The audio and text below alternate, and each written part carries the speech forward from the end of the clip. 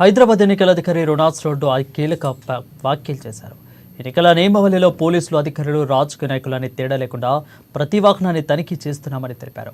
ఓవరాల్గా నగరంలో జరిపిన తనిఖీలో 16 కోట్ల నగదును సీజ్ చేసినట్లు వెల్లడించారు. 3.77 కోట్ల విలువైన మద్యాన్ని స్వాధీనం చేసుకున్నట్లు తెలిపారు. అంతేకాకుండా 3.50 కోట్ల విలువైన ట్రక్స్ను కూడా పట్టుకున్నట్లు తెలిపారు. So ఆ రోజు సాయంత్రానికి we will come to know that who are the contesting candidates for both the parliaments as well as for cantonment assembly constituency. దాని నుంచి మనకు 13th of May మనకు పోల్ తేదీ ఉన్నాయి. దాని తర్వాత counting is 4th of June. So this is the schedule which we are going to follow for this election. So మనకు జిల్లాకు వచ్చేటప్పుడు మన హైదరాబాద్ జిల్లా డిఓ హైదరాబాద్ కింద వచ్చేటప్పుడు 2 ఫుల్ కాన్స్టిట్యుయెన్సీస్ మనకు ఉన్నాయి. ఒకటి మనకు వీఆర్ హ్యావింగ్ హైదరాబాద్ పార్లమెంటు మరియు సికింద్రాబాద్ పార్లమెంటు.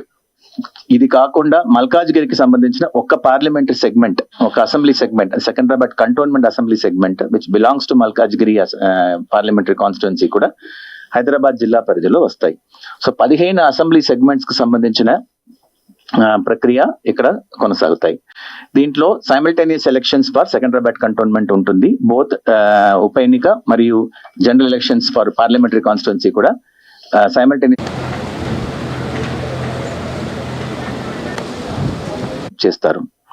మళ్ళీ విత్డ్రాయల్ కూడా ఎలక్షన్ కమిషన్ వాళ్ళు టైం ఇచ్చారు. సో అది 29వ తారీఖు 29/4 మన సోమవారం రోజు will have withdrawal of the candidate.